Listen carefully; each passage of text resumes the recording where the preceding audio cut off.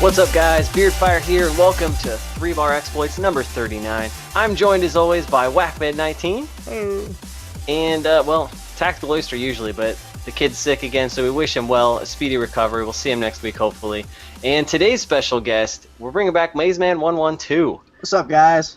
Welcome, Mazeman, and shout out to Strictly Business Gaming for making this podcast possible. Be sure to give them a follow at SBusiness Gaming, as well as strictlybusinessgaming.com, and hopefully we'll see them in the next Call of Duty competition, and they did pretty good over at COD Champs, so we're very proud of them. Also, if you're in the market for a SCUF controller, be sure to head over to cinchgaming.com to get something very comparable, MLG approved, and save yourself a little bit of money. Also, you can support the podcast by using the special promo code 3BAR and save yourself 5%. So, Mazeman, we've had you on the show before, but for some of us, we have a lot of new viewers. Tell us what you do over on your channel. I basically just do random gaming type channel. I do a lot of Titanfall. I'm originally based around Call of Duty, and I'm trying to expand my horizons to playing some Minecraft and things like that. Just your regular old YouTube shenanigans. It's kind of what I do. Very cool. Very cool. So, I see in the topic Captain America. So I saw that Captain America last night. And have you guys seen the movie? I have not. I saw the first one. What did you think of the first one? Do you like them? It was pretty good. I didn't have any real. It took a while to get there and to get to where I thought it was going. I'm not a comic book guy. I don't know anything about the Avengers. I know that I've seen a lot of people complain about some of these setup movies for the Avengers. So I didn't. I really wasn't into it at all. As far as a standalone movie, it wasn't bad. The sequel, maybe they did something cool with it. I hope so. It looks interesting, but some of it just didn't make sense. And then I saw the CineSins. Do you watch that on YouTube, where they just dissect movies and take them apart and they show all the bad things about them? Usually, no, like I probably won't want to see that. Well, it's like the consistency problems. Like in this scene, the glass is full, but in the same scene after they cut away, it's empty or half empty or whatever. Stuff like that they point out all of those, and this Captain America 1 had numerous. And usually it's stuff you miss, but like when I grew up seeing stuff like that, and my family would call out, that like my grandfather, before I was born, he was pointing out the airplane vapor trails in westerns. So it's pretty cool that I would watch that, and they dissected Captain America. They tore it apart, but I thought it was okay to stand alone.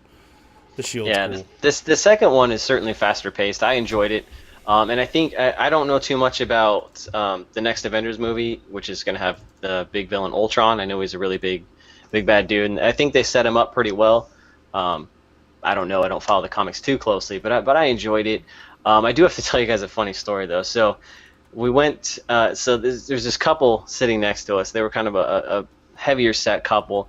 And I've never been so disgusted in my life, because this dude would sit next to me, handfuls of popcorn, and then just like shoves it in his mouth, and you can just hear him crunching. And then he takes the napkin, which is like next to my, armrest, and then just wipes his face off, sets it down real quick, and he's just going to town on this popcorn. And his wife, which is on the other side of him, laughs at every single one-liner in the movie. Every single one of them, even if it's not funny. She laughed at every single one of them. And towards the end, when it's a more dramatic, emotional scene with the captain, I believe she started crying. Okay. I'll just leave it at that. You're a jerk to moviegoers. I got you. As I say, it sounds like to me they went there trying to have a good time, and good time was had. Golly, Bondfire's just destroying folks over here. Don't go to the movies with Bondfire. Goobers, I can't believe this guy. It was like watching a movie with commentary, because, like, if there's a big fight scene and like the Black Widow, Scarlett Johansson, she's like kicking someone's ass or something. She's like, oh man, she kicks ass. Scarlett Johansson's in the movie? Yeah, she's a part of the Avengers. Let me go ahead and put that on my to-do list. I'm in. Please Anyway. continue. When I go to a movie, I want to be quiet. I want to watch a movie. We'll talk about it afterwards. That's it. I just want to enjoy that experience. I don't need commentary during the whole thing. No, and that was not a movie in which you cry. You don't cry over this movie. It wasn't Titanic. It was freaking Captain America. I know. I disagree with you, because if there's something funny, now every single one-liner, that sounds a little exorbitant, but if there's something funny, everyone should laugh, and I don't Sure. hold back. If there's a good joke, I'm gonna laugh, and if you don't like it, you're just still gonna hear me, and that's just the way it's gonna be. That's fine. But And there was a few times where I laughed. Yeah, but I don't go overboard. I don't try to ruin that's your fine. movie-going experience by laughing through the whole thing. Because it's not like we can back up this train. I'm at home. I can beep, beep, and back it up, and we can. What was that line that we missed because I was making too much noise? But I can't ruin your, $10 ticket experience. I don't know. Yeah, I'm not gonna do that. More so, actually. It's this theater we have out here. I don't know if you guys have anything similar to it, but it's really cool because one of the theaters in which we saw Captain America, it's called the Living Room Theater, and what it is it's basically like recliners, leather recliners in every seat. It holds a less amount of people, and it's stadium seating, so nothing is obstructing your view. Mm-hmm. And it's really cool because you can order like beer. I mean, you can order legit food from this place while you're watching your movie. Wow. So it's really cool. It's a little more spendier, but if you get a Groupon, it's definitely the way to go. It's really cool. Does it have a name or? It's called Cinetopia out here. Cinetopia. Yeah, See, I think that's the main reason why I don't like to go see movies in a movie theater, though. I like my own little private setting. Oh, yeah. I'm a huge people watcher, so that's what happens. I go to the movie instead of paying attention to something. Look at that couple down there. Look at them go to town on that. That kind of stuff. So that's one of my kind of big pet peeves, and not being able to hear something or you miss something, or you gotta go to the bathroom, so now you're gonna miss a 10-minute section and stuff like that. I like to watch stuff at home. But I could definitely see me getting into that experience where you have the lazy boys and everything like that. Oh, but rather than awesome. a $10 ticket, you probably have a $15, $16 ticket. Yeah. And that doesn't include popcorn or anything like that. Mm-mm. But it's certainly worth it because the sound quality is better. It's all the digital, HD. They use digital projectors. It's the premier experience cinema. For me, I even though there's people that can ruin your experiences, and I totally understand where you're coming from, wanting to see the movies at home. But for me, there's something just awesome about, going to the movies. That's one of my favorite things to do, especially during summer when I think Regal runs $5 movie days or something like that. Do you guys have Regal over on the other side of the country? Yeah, they went out of business. Okay. So apparently we have better stuff than whatever you have to begin with, but please continue. Regal did not go out of business. Regal went out of business. They are shut down. They're no longer here in Tallahassee. They consolidated venues. So they just moved out of your market. Yeah. They didn't go out of business. They're not good enough. Too cheap to buy their tickets, so they said we're going out west. They weren't good enough to last here. We have AMC. Yeah, we have AMC here too, but we don't have any of the more luxurious kind of viewing rooms and stuff like that. I agree. We just have your basic movie theater. There are there's a director kind of one where it's supposed to be where it's got lounge chairs in it, but I think it holds 20 people and the tickets are 20 something bucks. So. Oh, another thing that's great about this theater is it's 21 and over. Oh, see, I might like that then. Yeah, I might Well, like that. I guess I'm SOL on that too. So are you, Whack? Yeah. Well, there you go. What about them apples? So I got a question though. Regarding Marvel, what is your guys' favorite Marvel superhero and why? I'm not a comic book guy. I don't even know if I could tell you which ones were DC, which ones were Marvel. Yeah, and I can tell you, as far as the canon goes, to get this question wrong would be there could be money put on my head for getting this question wrong. And Sheldon Cooper would not be happy with me. Yeah, me neither. I think they're all stupid. Superman can do anything. I saw a movie where Superman backed up time to undo something.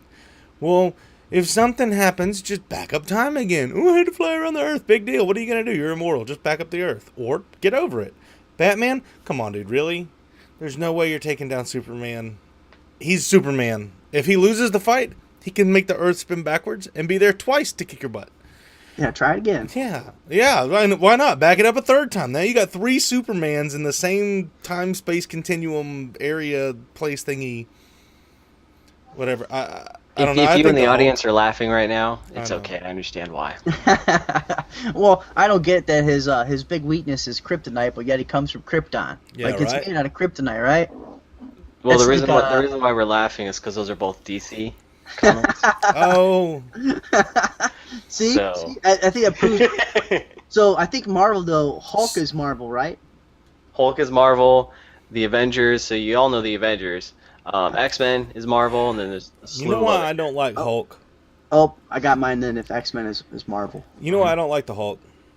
So Why? I went down to I was at like church camp. I was like 17 years old, and I was hanging out with a chick. We went to Hanging out with Universal. a chick at church camp. Yeah, and she reminds you of the Hulk. I'm getting there. We went. Oh, I see what you did there. That's just wrong.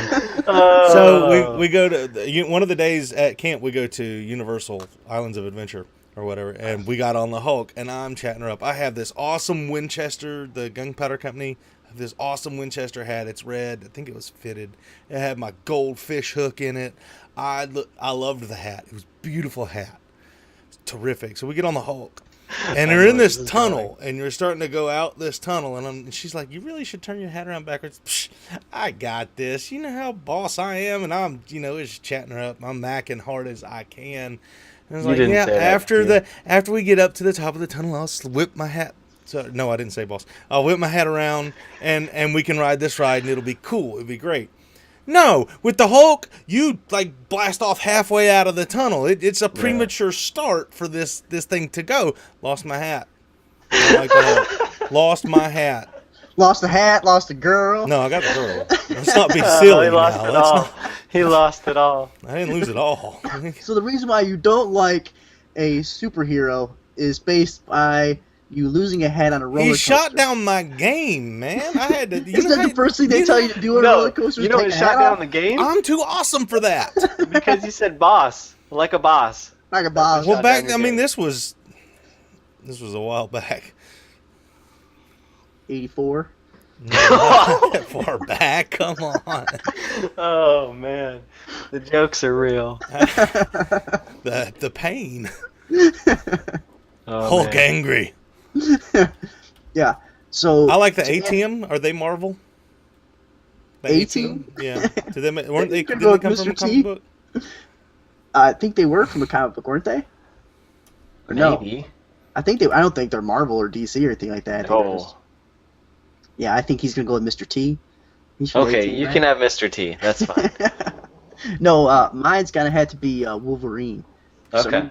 Growing up watching the X-Men cartoon, I always Yeah. liked Wolverine. He was kind of the grumpy guy, Mhm. that was my guy. It was my bro. It was my dude. Yeah. Your dude's a jerk.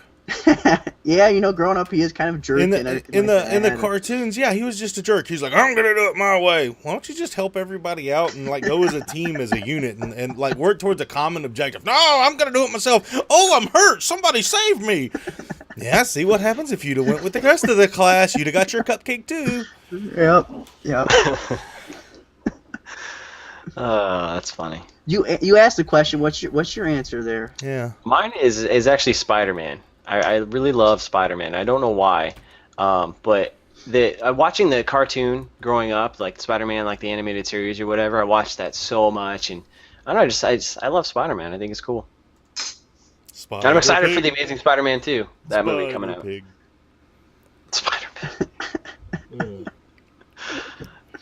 Family Guy, good one. No, fail. Family Guy. that's Don't you know your cartoons, bro? Do you even watch, bro? No, I don't watch The Simpsons, but I think that's Family in Guy the- does something similar. That's a Simpsons movie, I think, right? I think so. Yeah. Oh, I see. Yep. Well, can't win them all. No, It's okay. can't win them all. Spider-Man's pretty cool. At least I know some comic book characters, so unlike some people. I don't think I've had the only comic book. What about the Ninja Turtles? They're comic book characters. Now, wait a minute. Get off my questions. Oh, I'm sorry. Dude, that's literally a random question that I have written down right here that apparently we're going to go into right now. Let's do it.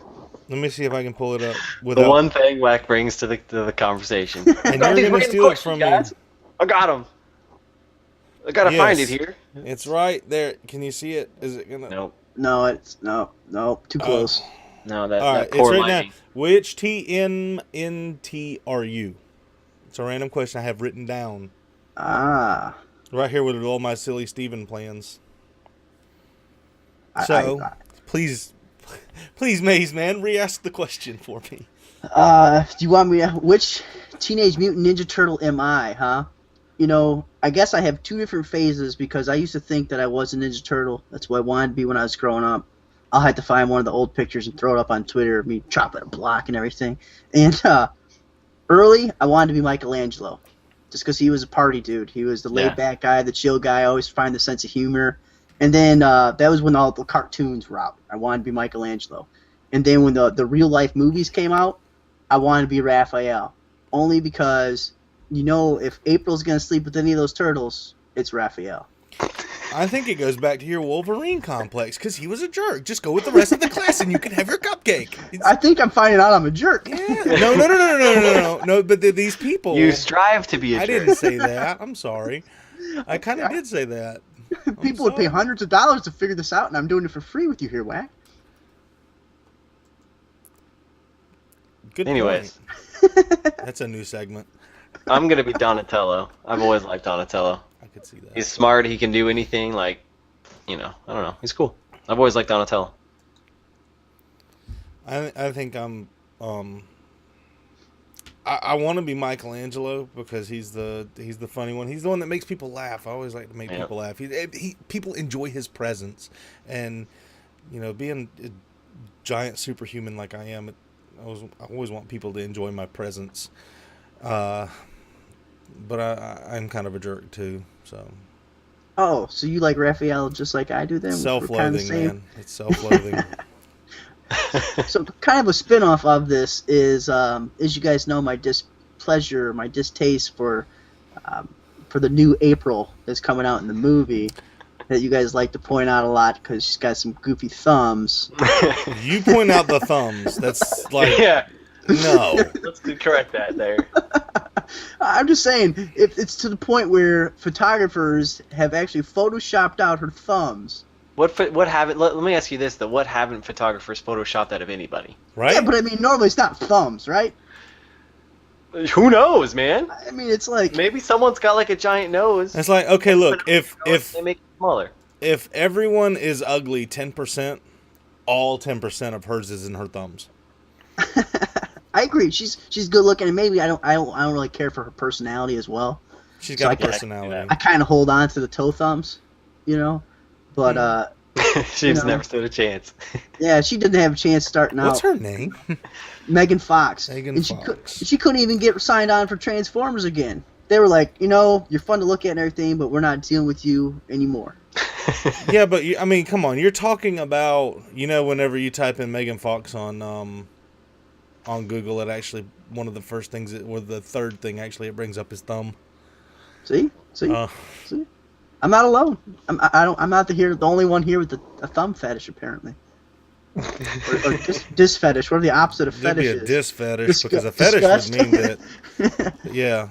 I think subconsciously he's have an affinity for it. He's a fetish. Because subconsciously he's obsessed with thumbs, and he just disapproves of her thumbs. Could I show a Google search page? Would that be a... Oh, wow. What was your question, though, Maze Man? Or were you just making a comment about those thumbs? I was just making a comment how I don't like her is the role of April. April was a semi-average looking reporter, and they try to make her this supermodel. I think it's going to change the dynamic. Well, I think Michael Bay doing it's actually going to change the dynamic. Because have you watched the trailer? I did, and they're creepy looking. I don't like the way the turtles look. I don't mind that. It's a quote unquote realistic. If you it's a freaking Ninja Turtles. They eat like radioactive stuff. And I understand. My problem is it seems to Michael Bay, you know, with the long, elongated action scenes and stuff. Like, take cues from the originals because those were fantastic, especially the first and second one. Do stuff like that. Make it fun and witty. A lot of their action scenes, you couldn't see anything. They just happened in a hurry, especially in the first half of the first movie. It's like there was a dark alley. You kind of disappeared into the shadows, and you heard ping, and then they were tied up. You know, like the most awesome scene. Is it the first one or the second one? I think it's the second one. when they're trying to get the guy into the Foot Clan. I guess that would be the first one. The bells. They throw down the smoke bomb. The guy takes all the bells off the jacket. And he's just standing here like this. See, there's another CineSense. How did he collect any bells if his arms were crossed with all the bells on top of them, and not a single one of them rang? So obviously somebody else picked them off. No, it's because somebody else picked them off. Raphael picked them off and put them in his hands. It's because he's a ninja. My ninja. He delivered Domino's pizza. No, but see, I think that's what's great about it, because I mean, there's something to be said about not showing things in cinematography. It's a creative decision to not do those types of things. I think that's cool. I think you can do a lot of cool things with that. Do you guys see the link that I just put in the chat? I did. I tried clicking on it though, and it won't pull up. It won't. That's a shame. Let me see if it redirects That's not the right click. The one I got is Megan Fox. Yeah, it's the wrong one. Like, I don't see... Never mind. Yeah, I don't... Not the right one. I'm still scrolling and looking at them. Plus, I mean, how old is Brian Austin Green? No idea. Who's that? That's Megan Fox's husband. Did you ever watch 90210? Have like any siblings that watch 90210? I'm not that old. Like the originals? Oh, really? You gotta be close to that age, right? I wasn't old enough to watch 90210. Oh, That was a teen show, and that came out. You're older than me, aren't you? Not that much. Yeah, I used to watch 38? Me, 38? Yeah, man. What? I'm about to collect on that AARP here soon. No, I have 3 older sisters, so 90210 was that late explains it. 80s, wasn't it? no, it was mid 90s. I was gonna say, yeah, man, it was like 90s. Yeah, let's look up runtime 90210. First of all, we didn't even get cable till I was in 5th grade. I didn't have my own TV. I don't think it was on cable. I don't think it was either. I think it was on one of the basic my house, we grew up with a 19-inch TV, ran off of an antenna, and every once in a while the vacuum would get lost in the tubes, and I'd have to run up and smack the TV on the side. Yeah, that's the same way. We didn't. Did you also walk to school barefoot? That was harsh, dude. So, No, what's funny is that we'd have to go up and smack the TV on the side. We went to my grandparents' house one time, and they had a remote control, which was just woo. So, they turned the TV off. Well, I thought it had blinked out, so I went running up to the side of the TV, and my mom's yelling at me the whole time, "Don't hit it! Don't hit it! Don't hit it! There's nothing wrong with it! Don't hit it!" I didn't know you could turn it 1990 was the first episode. off. I was 8. No, I was 7 for most of that year. See? you could have watched it No. if you wanted to. That's an adult show. It's a teenager show. It's a teenager show, not an I adult was 7. show. I had 6 years to go before. I know I was watching, and it was that's all I can boring say. because I was 7 years old and I didn't know anything about sex, and that's what the whole show was about, wasn't it?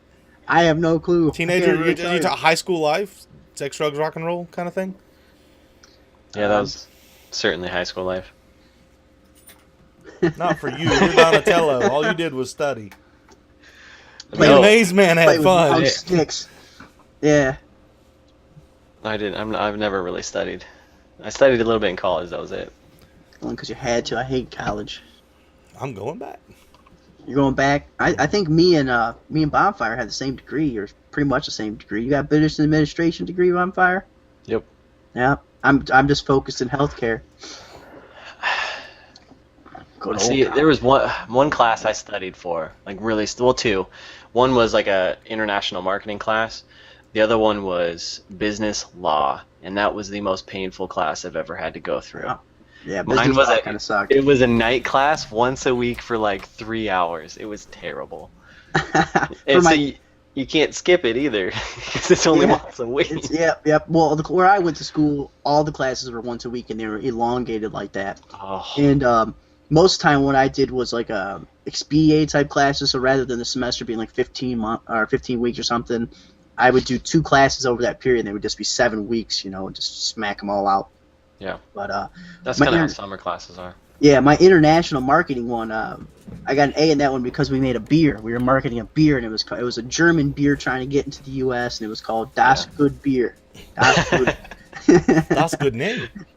Yeah, and that was like 6 months before Volkswagen started coming out with their Das, whatever it is, Das Motors or whatever, Das Good or whatever. That's with the funny. Volkswagen campaign. Like, bam, A, had some root beer, put some labels on it. Yeah, that's Did- fun. What was the easiest class you had? Easiest class? You want me to go first? Yeah, go Sure. ahead. I had last Trying to semester. think. I had what's it called? Oh, great. Customer service, and That's your class? yeah, it was Did you have to customer talk with an service. accent? Yes, you had to talk with an accent. No, Yeah. well, I mean that's part of the degree. That's actually why it was in there. Is that you had to take a customer service class, and the customer service all you had to do is read. We're in this chapter this week, or these chapters this week. Make sure you read God, those. that's terrible. It's an online class. So Okay. there were 3 tests, and then a project at the end, and that was it. So there were only like 4 real assignments. Well, the final project was a paper. It was a 2 or 3 page paper and a PowerPoint presentation to go along with the paper. We didn't actually have to present them because it was an online class. We just had to make them up. You should have had to present them over a Google Hangout. I would have been happy to do that. I have a fear of speaking, as you can tell. So that was all we had to do. The tests were like 50 questions long, but the what made the class so easy, not only that you had these 5 things that you had to do total, but the tests were common sense answers. Like, what is good customer service? A customer walks in the door. A, you ignore him. B, you shout at him. C, you throw something at him. Or D, you say, welcome to such and such store. How hard is that? You know? B. It's like, yes, throw something. Unless you go to Moe's, you're not going to get shouted at, you know? Yeah. Yes, I am. My easiest class, I would have to say, is because I minored in music, so I took a lot of music classes.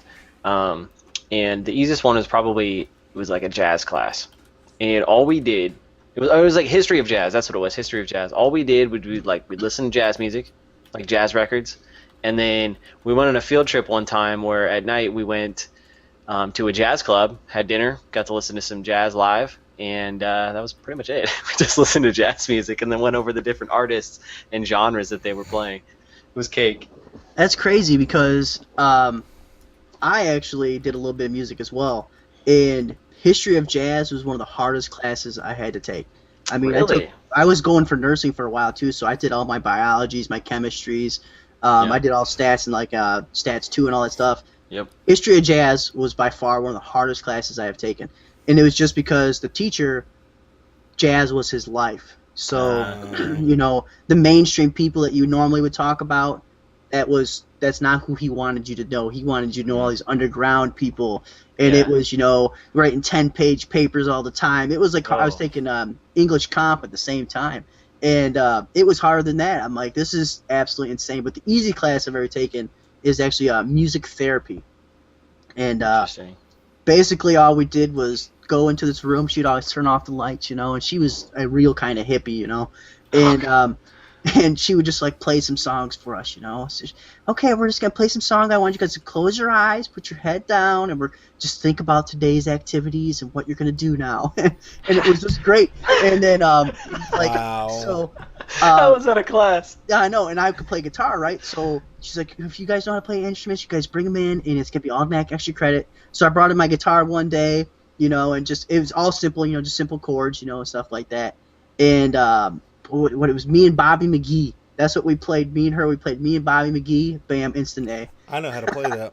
Yeah, Chris That's Christopherson, you know. So it was like, that was pretty sweet. It was a real simple class. You know, I think we wrote one-page paper the entire time, and it was just listen and just be calm. Think about today's activities. And it's like, cool, I can do that. That's one of the harder music classes I had to take. Was music theory, and there was one of them because we had to actually sight read or sight sing, excuse me. So he would give us a piece of music. This was like the test, and you had to sing it with solfege. So do, re, mi, sa, you know those. Yeah. That was tough because I mean you would essentially do it in front of the class. So it's a little nerve wracking if you don't enjoy singing. Now, Did what you have any? instruments- Go ahead. Did you have any vocal training before you got to that class? Like, do you know how to sing? Did you know before you went into that class? No, I mean I can hear pitch and I know pitch and I try to emulate that, but I wasn't a singer, let's just put it that way. Because I mean there's people in there who obviously they're in choir, they're majoring in music and stuff, and that's what they do. So it's a little intimidating at times. You're the comic relief for them. Yeah. Well, I would Oh, just wait. Because once you're done with that test, you get to leave. So I would kind of just wait till the class kind of dissipates a little bit. It's like, okay, I'll go. There's only like 3 people here. I'll just get this over with.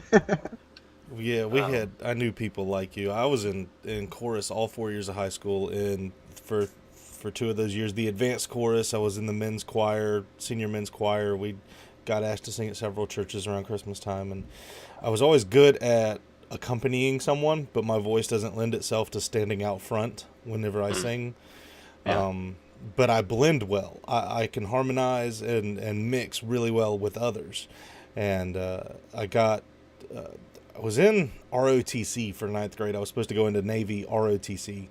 And I walked into my life science teacher's class or whatever it was I was taking with her. She was also the chorus teacher, but for this class, didn't have a chorus class in this period, so she taught some stupid, like how to balance a checkbook, how to go to the bank, how to do stuff like that. You know what I'm talking about? High school classes. Yeah. So I walk in and she's erasing music off the board, and I'm like, "That's what you teach in chorus? That's easy." She's like, "Really? Sing it." I was trying to pull my shoe out of my mouth and figured I was like, "Well, you're gonna have to give me a note," and all the time I'm trying to read the music on the board that I've never seen before. And I stumbled through it. I did well enough. She was like, what do you have 4th period? I was like, I got ROTC 4th period. She goes, do you want to drop that and join chorus? I'm so glad I dropped that and joined chorus. That's like how I got through high school. I loved chorus and vocal jazz ensemble and stuff. That was so awesome. Big part of my life. Glad I did it. Music is something you should never down somebody for. Whether you can sing Completely. or whether you can't sing, if you can try, then you're doing good. I mean, if you love music, just play anything, man. Whether it's singing or an instrument. See, I played an instrument, so. And so instead of playing sports, which I do regret I didn't play baseball in high school, but I did music. What instrument did you play? I played the alto sax in high school, but I also picked up the guitar, drums, doodle on the keyboard. My son plays alto sax. Very cool. My oldest. Learning Yeah. it. And Whack, you play guitar too, don't you? Guitar, bass, what's that thing called? Dulcimer. I think that pretty much wraps it up. The banjo? No. Banjos are rough. Banjos are rough. I know they're rough. That's why I said it. But dulcimers aren't that bad. There's like a fake guitar. And it's got 4 strings, but there's really only 3 that you play because 2 of them are together. And they're all, it's pretty easy. I had to buy one of those because we went to the mountains one year and the guy had a dulcimer out and he's like, play that. So I played all the way through You Are My Sunshine without missing a note. The first time I ever picked up the instrument, so I had to go buy one. They're fun. I want to play a dobro. Dobro. Dobro or steel Dobro. resonator or something. Yeah. It's like a banjo, like a lap steel. Yeah, so I want to play a little bit more slide guitar. Yeah. New topic. Let's do it. What did we have? You had that I'll get the random Go Theft question. Auto. Yeah, we made fun of that in the pre-show. Check out the pre-show. I actually have to do edit work for that show, so go check that out, and maybe you'll enjoy it. But we made fun of Goat Theft Auto last week. We made fun of the Goat Simulator. Apparently, there's a lot of people that are loving the Goat Simulator, and we were talking before the show. I think it's because it's so customizable. You can do whatever you want with it. Hey, I feel like doing this, and you can go do it. You feel, what do you want to do? Okay, just go do it. And apparently that's a really good platform. And some YouTubers, actually several YouTubers that I watch are embracing it. And I don't know. Leave in the comments below what you guys think about it. But I was just thinking about this because you mentioned it's another game in which it's customizable. I feel like we're starting to see a trend of that. with more open world games to where you have the freedom to do whatever you want, and that's cool. I think that's definitely a trend I would like to see more. I mean, especially as we're going into next gen consoles. I mean, a lot of the big games that people are excited for, whether it be Destiny or the Division, those types of games, they're all open world. You have the freedom to do what you want, and that's fun. I think it gives a chance for people to be way more creative too. If you look at like everybody has, you can get Project Spark now on the Xbox One, where it's basically you can go and make your own video game. And I also think that the whole thing with the Goat Simulator is it also emphasizes the power of YouTube, which a lot of the big AAA titles do not take into account. How a game like this, it had a ton of hype, and it was all just from YouTube, like little clips and stuff like that. And now you see the push it's getting from some big YouTube channels, and it's making you contemplate buying the game. I mean, that's just the strict power of YouTube and the power of, like PewDiePie. Someone that's that big has a lot of influence on the purchasing power of some of these people. Yeah. Especially if you're not talking about a ton of money. And I'm giving some love to DRM here, because if it's only $10, I may have to get the game just to experiment with it. If it's if it's 40, I'm not doing it. Which is the same, like I've got Angry Birds on my phone. Every device that's mobile in my house has Angry Birds of one fashion or another on it. On Xbox, it's $40. It won't be on my Xbox. That's just, price has a lot to do with it. $40 on the Xbox? Do what? Oh, I didn't know it was $40 on the Xbox. Yeah, I'm pretty sure Angry Birds Star Wars is like 40 bones. Yeah, I jumped off the Angry Bird bandwagon, like second update or something like that. I said, this thing is, I was wasting too much time at work. I need to get away from this, like crack.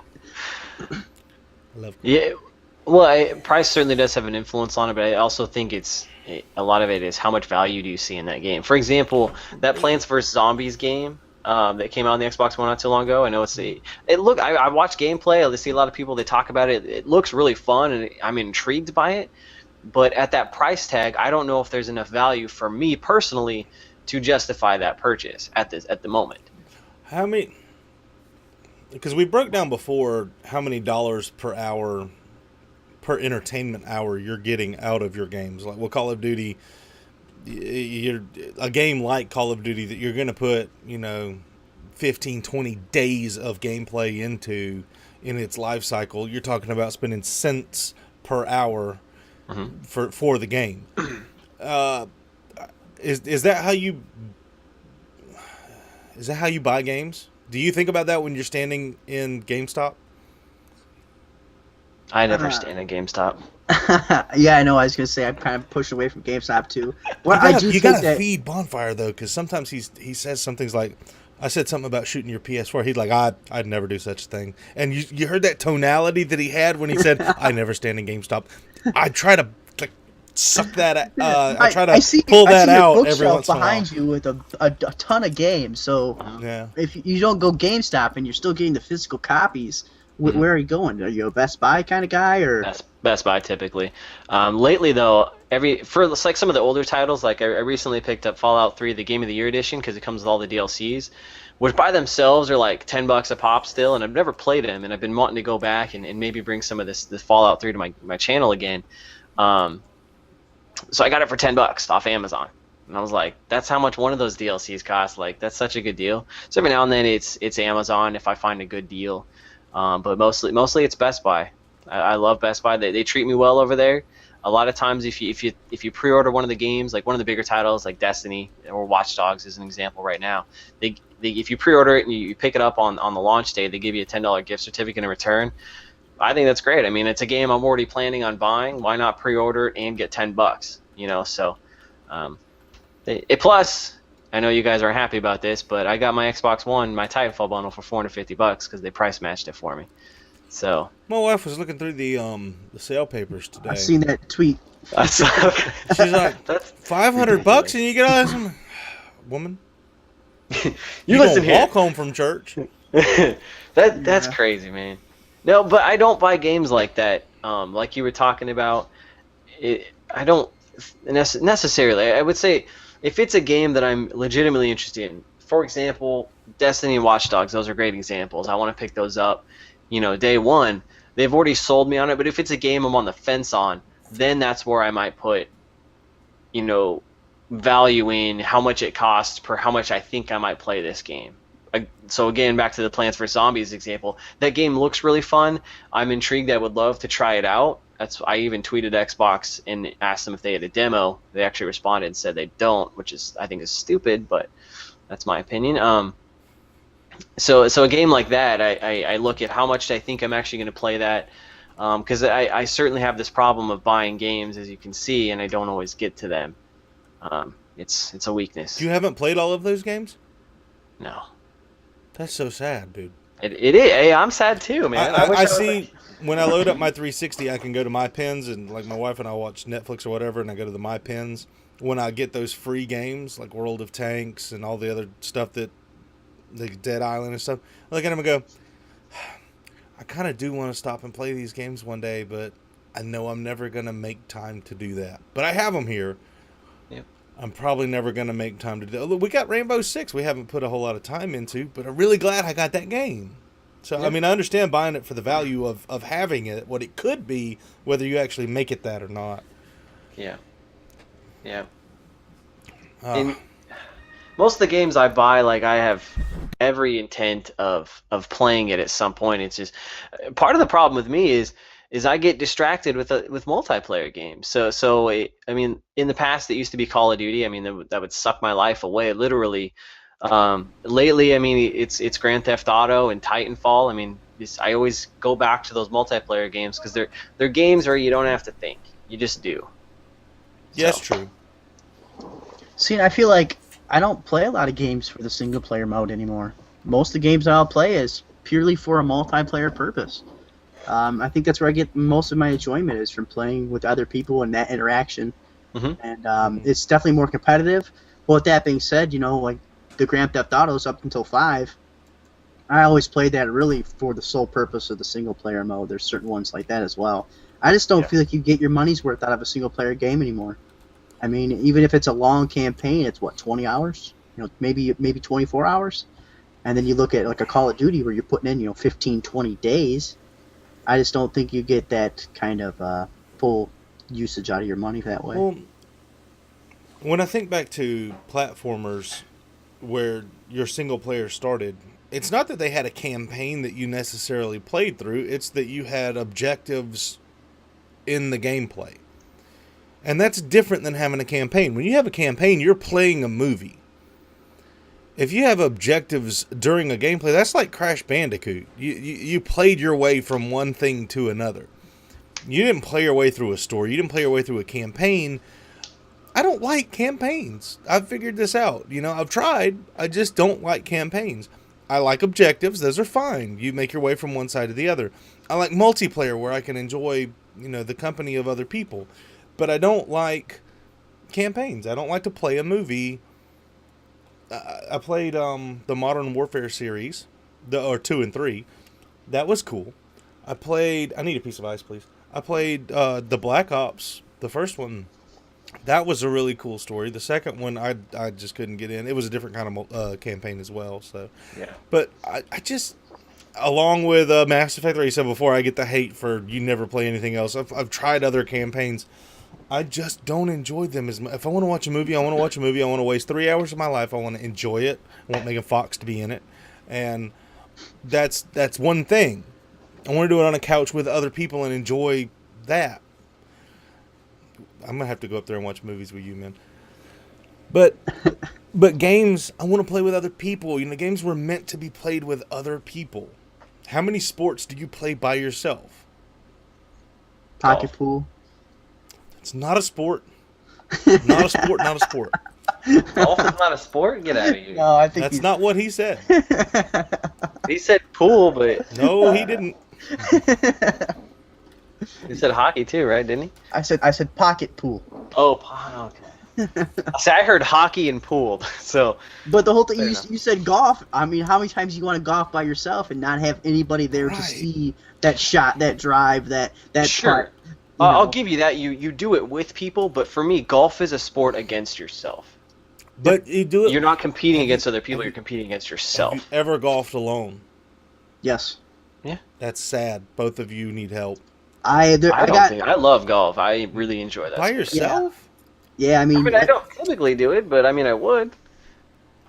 I have on many occasion. As you guys know, I jump into things kind of straight into the deep end. Golf was one of those things when I was probably 18, 19 years old, and I would go 4 or 5 times a week, and probably 2 or 3 of those would be just by myself, working on my game. Wow. Like, I've gone and waited for my other players to show up, my party to show up to golf with, and just driving balls at the range. I'm like, okay, this is nice. I can concentrate better, but I'm one of those people that learns better when I'm doing it and you're telling me how to do it, like, Sure. properly. So if I shank, I need a coach so that I don't Like, continue why did to I do shank? that. Yeah, like, what did I just do? How did I screw up that bad? Was it?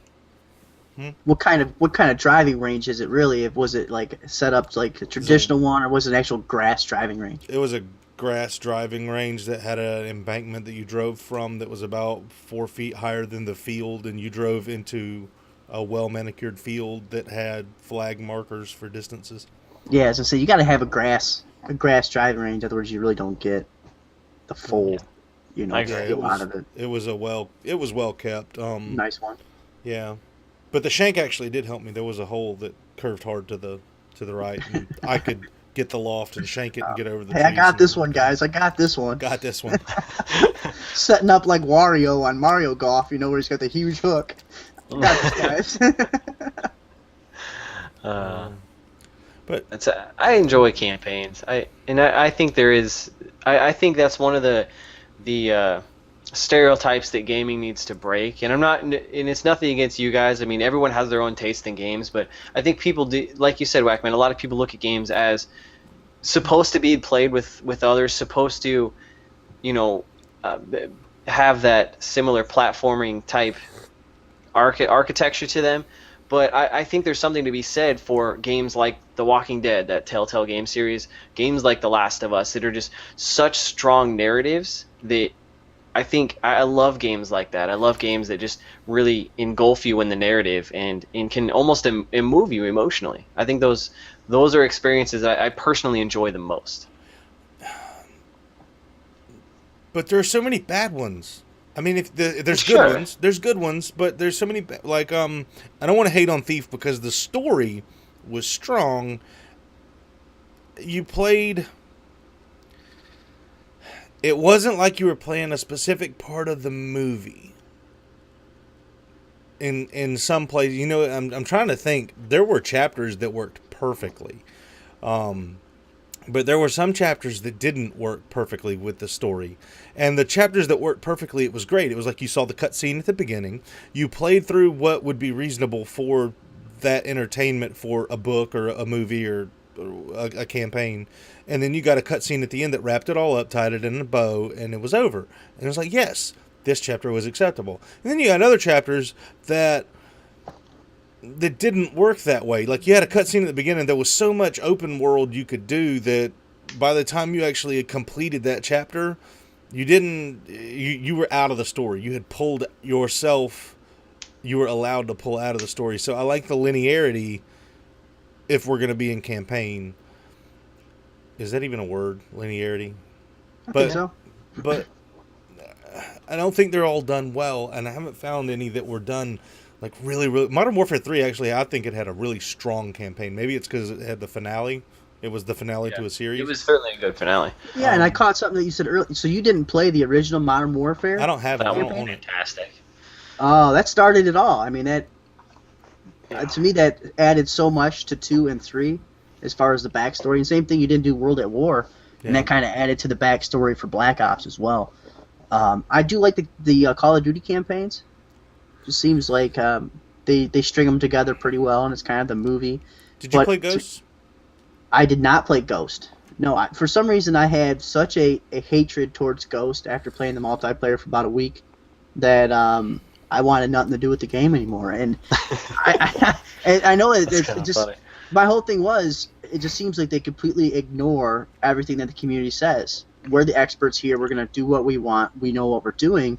And then after the game comes out, they try fixing all the stuff that we've been telling them the whole time. Yep. And it's just like, if you're not going to listen to us, I'm not going to buy your guys' product. And like I said, you can really see that they're really hurting, and Titanfall was a threat, but I don't think that Titanfall has what it takes. Do we want to get into that? Because I think that's awesome fodder for individual commentaries. Like, I want 10 minutes from you on that topic, but I don't want you to take 10 minutes today to do that, because we could each spend, that'd be 30 minutes on why that is true, or speculate as to why you think that that's true. Because I agree with you on that. Battlefield 4 is having some issues, though. The antithesis of Call of Duty and Titanfall. Battlefield 4 is having some issues. I'm really sad to see that, because I had hoped at one point, because Battlefield 4 has a larger life cycle. Battlefield, has a larger life cycle than Call of Duty, and like Battlefield 3 was what it was a 2-year gap or a 2.5-year gap between. I thought it was close to Battlefield 3 to Battlefield 4 was a 2-year gap. 2-year gap. What about Bad Company 2 to Battlefield 3? Oh, jeez. That was like 3 or 4 years, wasn't it? I would say it was a while. 3. So Bad Company 2 was amazing. Those games are so much fun. So to my point, those had bigger. I was hoping that Battlefield 4 would be something I could pick up, especially if Sledgehammer doesn't deliver in the fall, and I could play that game. I'm hoping life gets awesome for me in the fall, and for Christmas or something I can get a PlayStation. I don't know how that would work out, but I hope to get a PlayStation, in which case it Price drop. Getting an Xbox changed my life. So anyway, Battlefield 4 is having problems, and do you want to speak to that? Because I don't have it, and I don't want to come off as a hater saying that these are the problems.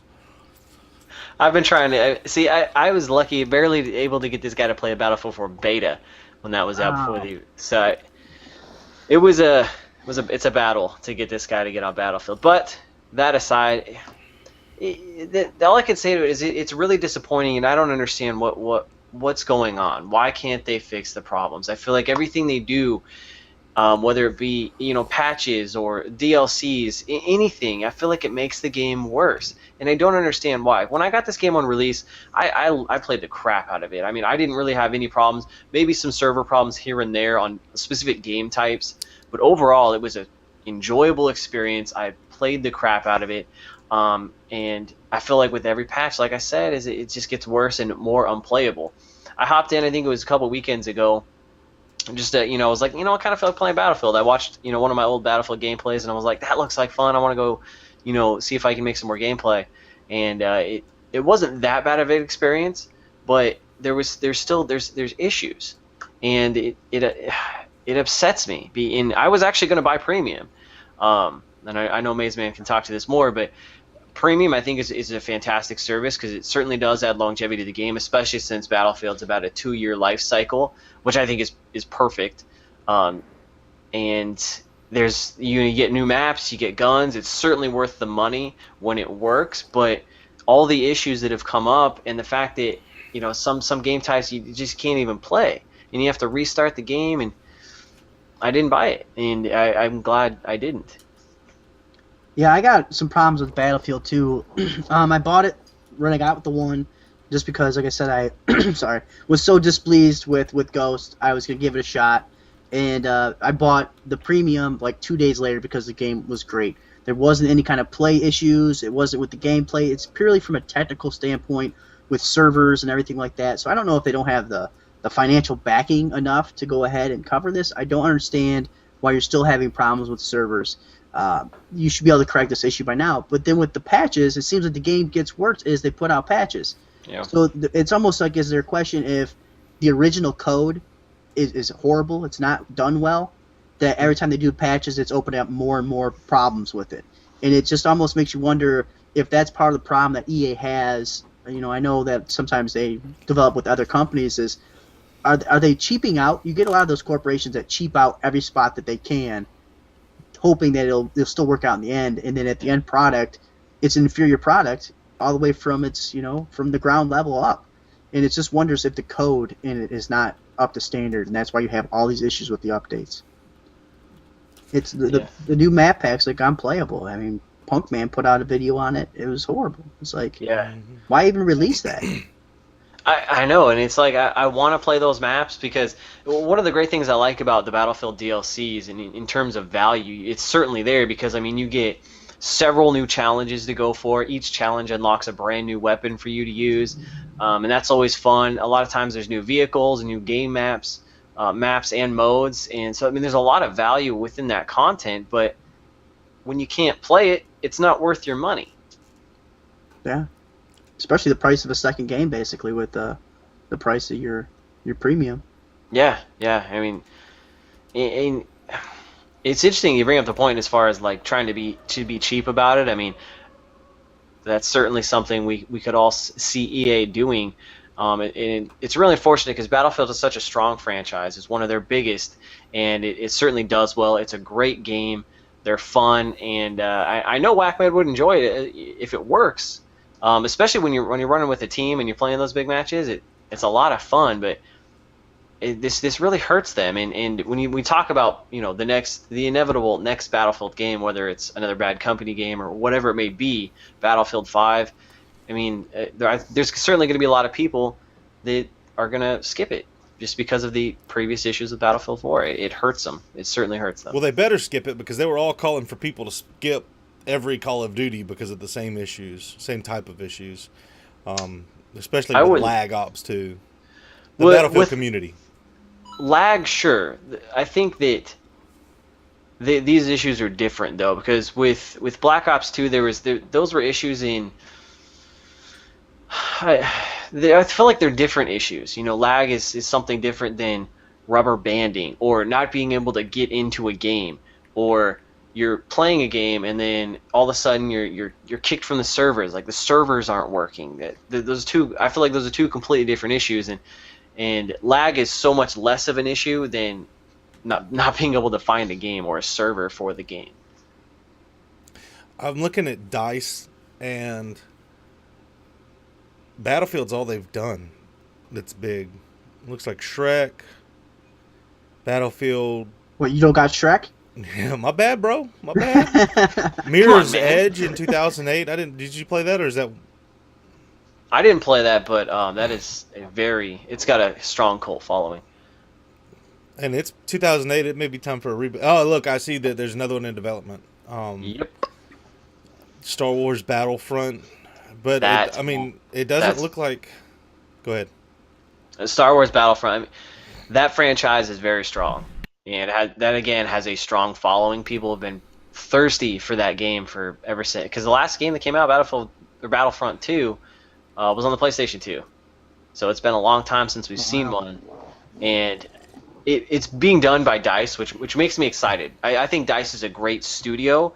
They just don't get the support they need from EA to fix things. That's how I feel. I don't know. To Maze Man's point, all they've done is Battlefield. Do we really know how strong their code is if they keep having issues like this? You would think if they got bigger and better that they would make bigger and better games, or additional games. If they were a big enough company that they could bring on more support and say, oh, we've got all these talented people, let's make an additional game, as opposed to only making one game. Look at their track record. Look at all the other Battlefields. 1, 2, 3, fantastic. 4, 5, Battlefield 6. 3 was amazing. Fantastic game, especially for being on the Xbox 360 and the PlayStation 3, and it was far superior on the PC. We all know that. Bad Company 2 was that game was. You talk about a good campaign. That was a great campaign, and the multiplayer. A lot of people actually prefer that type of multiplayer, though there's not a lot of differences to Battlefield's multiplayers. They have a very strong track record with the Battlefield franchise. I think what part of the issue is with Battlefield 4 is cross-gen. I think that screwed up something in development. I think having to make it cross-gen. I think they should. I mean, I understand why they didn't, but if you would have went strictly next-gen, because it's far superior on next-gen anyways. See, I don't think they do have a good track record with the Battlefield. Battlefield 3 had a ton of problems, but when you have that longer life cycle, it gives you longer to work out all the problems. You know what I mean? They were into, it really was, when they finally got rid of all the issues, wasn't even until the second year of the game, really. You know what I mean? There was a ton of issues when Battlefield 3 first came out. I was looking forward to that. A bunch of my friends got it. We're all having issues, so I didn't even buy Battlefield 3. You know, so I don't know. I like the beta, the Battlefield 4 beta. Playing Titanfall has really opened my eyes for the first-person shooter, because I don't care how you try to... how about this? Of all of the different explanations I've had as far as how to explain how different first-person shooters could be than Ghosts, how much different games can be than, not Ghost, Call of Duty. You can have a first-person that's not Call of Duty, and it can still be good. I've never had that explained as well as what I learned myself when I played Titanfall, in that it doesn't have to be like this. And I had issues with that in Battlefield 4. I mean, Bondfire, you remember rage-tastically how much problems I had playing the Battlefield 4 beta. Mm-hmm. Because it was like, this is not how this is supposed to work. This is not how this is supposed to work. And I've learned from playing Titanfall, it doesn't work that way. There can be something else. And it can be okay. You just have to start with different expectations. And it's not, I don't know that you can explain it well enough other than to experience. Start with a different expectation. Plan on it being something different. Plan on doing something else. And you'll be more fair in your assessment of what you have when you get to that point. And so I'd like to give Battlefield another go. And now it's not there. It's broken. Yeah. So that's sad for me. So you like the beta, though? The Battlefield 4 beta? Thinking back to it, I think I liked it more than I allowed myself to like it. I think I stood in the way of me liking it more than I did. Is that why you didn't get it then when it first came out? Just because I didn't get it because Punkman and Bondfire were both going to get it on PlayStation 4. I wouldn't have anybody to play with anyway. Oh, okay. Gotcha. Xbox One Master Race. Good one. So, and I don't know how much we want to dive into this, but I wanted to throw this question out there because, I mean, we've talked about it before with Call of Duty, and you talked about Titanfall not being the game we all thought it was going to be, which I have separate thoughts on that. But so, what is it? Like, what game do you want? Like, what? I don't understand. Like, what? I'm not saying what game do you think it will be, but what are you looking for? Yeah, like what are you looking for? Because it's arguable, but everyone's looking for that replacement. I don't know that I know what I'm looking for, other than I know to stop looking for Call of Duty in other games. Is I guess what I'm saying. Don't look for 8 kills in a row to give you a blackbird and a tremendous advantage over your opponent.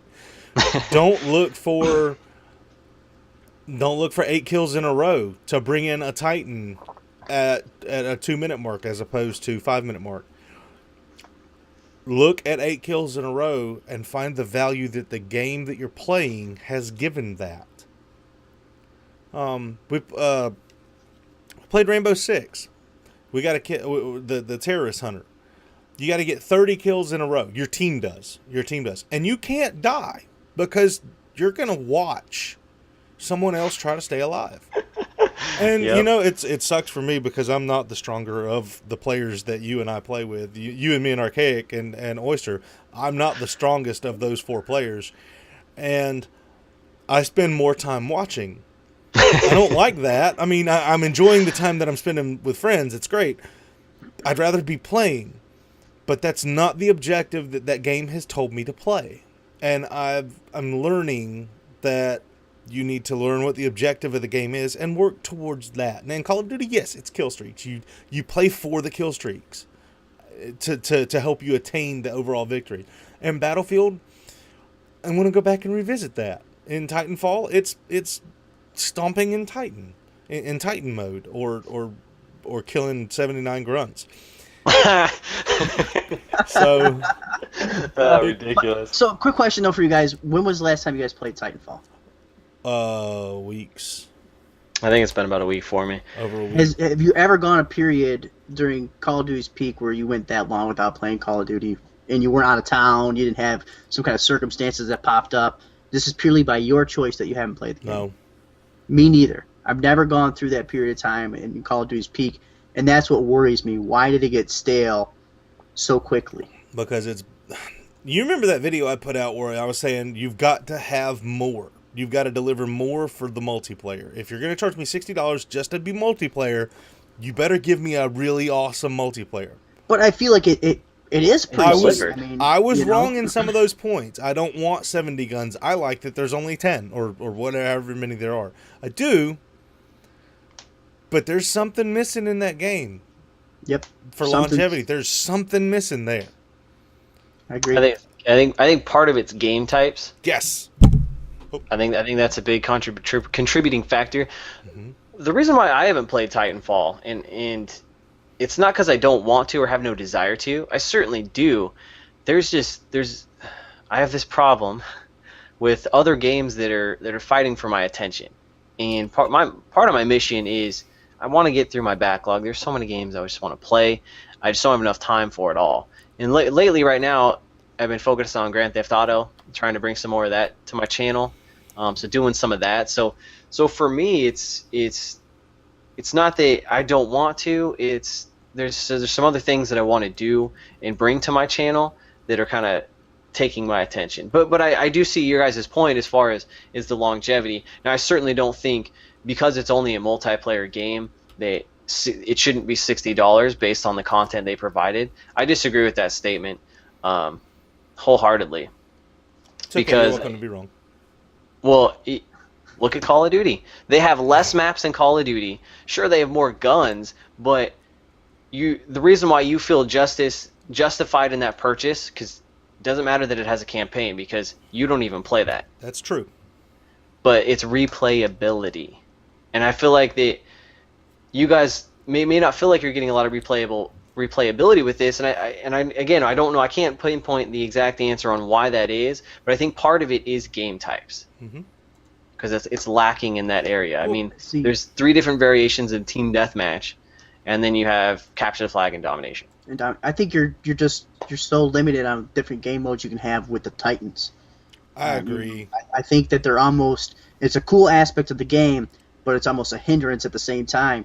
I would be absolutely enthralled if they would just have a pilot where your pilots are still, super acrobatic and everything like that, wall jump, and just have it like that, but set up like a Call of Duty. See, here's the problem, and you're absolutely right. If you're going to play Demolition, 2 bombs, you have 2 bombs set up, and there's an offense side and a defense side. As soon as you get to Titan mode, nobody's planting anything, because some Titan's going to stand over that bomb for the entirety of the game. Maybe it's yours, and then for the next 2 minutes, and then somebody kills you, and then here I come with mine, and then here he comes with his. You're not planting those bombs. So, yeah, it makes it really difficult as far as... I mean, you'd have to put the bombs in a place where the Titans just cannot get to them, and force a pilot-on-pilot interaction for that specific area at least to make that even work. And I don't know. What if you had only Titans and no pilots, and you had to plant bombs like that? Yeah, I don't know. Or your bomb sites would have to be indoors or something like that. I just think the aspect that makes the game such a good game and such a different game is also what makes it something that will never be able to be that go-to replacer of the everyday play type game. What time's that game? As of right now, I can agree with that statement, but I think we also got to realize that Call of Duty didn't take over overnight. It took them several iterations, right? I think, and I'm not saying it's going to happen, because I don't want Titanfall to become the next Call of Duty. Please don't. I like that game for what it is. But I mean, it's going to take time for this game to if it were to, it's going to take time. That's what I'm trying to say. What Call of Duty first came out with multiplayer? 3? Or was it 2? I believe it was 2 or 3. You know, I first played it on 3, and I had no idea. It was so different than what it is now. I had no idea what the hell I was doing. because 3 was a launch title, right, for the 360? No, 2 was. 2 was? Hmm. Okay. I was gonna say I always get those mixed up between whether or not it's 2 or 3 that was a launch title. I don't know. You're right. It did take a little bit, but it seemed like it always kind of had that momentum, and it was just building up. It certainly did, but it had that momentum based on its campaigns because they were fantastic campaigns. Yep. And I think they're also kind of more that's when they're more historic too. You know, they're kind of back in time, and now everything's future, so you're kind of getting into this Halo, type new technology. Yeah. Not a realistic type shooter, but I don't know. I just would like to see a game that's like Call of Duty without some of the Call of Duty BS. I enjoy Call of Duty. I enjoy the competitive side of it, and I think that's what I like is Titanfall's fast and everything like that, but it just doesn't seem to be as fast as a Twitch shooter as a Call of Duty because you have all these minions and everything. You got so much going on that it's just not just player versus player. It's not PvP. And it's not as competitive. That's why I like it, because it's not as competitive. It is. You can go around and have fun in a game, and you look up at the score, and you guys just lost 400 to 100. Mm-hmm. But you had fun. You had fun. You know what I mean? Exactly. So it's kind of like you die a little bit inside. The objective player in you is like, we just lost that. We just got whooped on. But the gamer of you is like, I had fun. I was running off that wall. I jumped on this guy. You know what I mean? I kicked him in the face and snapped his neck, and you can have fun with it even while losing. And maybe it's just a culture type thing, where the community in general is such a competitive culture right now because of Call of Duty that it's just going to take a little bit to phase away from that. I certainly think so. That's actually a really good point. Soon, Whack. Soon, depending on how playoffs go. I saw y'all play last month. There's no fear of you going to the playoffs. We're in the playoffs, bro. Yeah. Anyways, it won't be long. Okay. Good luck to you. Good luck to you. Depends on who we play. Basketball's getting in the way of my gaming. I know. For those of you who are not in the chat, that's a safe way to assess that. Do y'all finish with a new topic and leave you something for your own commentaries? I was going somewhere, but I am sorry. I just got back. It's okay. A topic that I wanted to talk to you guys about, just because you guys are sponsored by Strictly Business Gaming, and I know, Whack, you followed the MLG side of things. Have you guys been following what's going on with this? So I got a Skype conversation with Darian, who is QBA_SB or something to that effect on Twitter. I follow him. I don't know what his handle is. I have to look him up. Anyway, we got into a Skype conversation last night, and there are some things that I cannot share with you, but they had players that were bought out. Pretty much their entire roster has left. They still have, I think, Apathy, and Apathy was really strong in this last tournament in COD Champs. Apathy played some really, really strong matches, but their foundation was Censor, and Censor was one of the first. FaZe?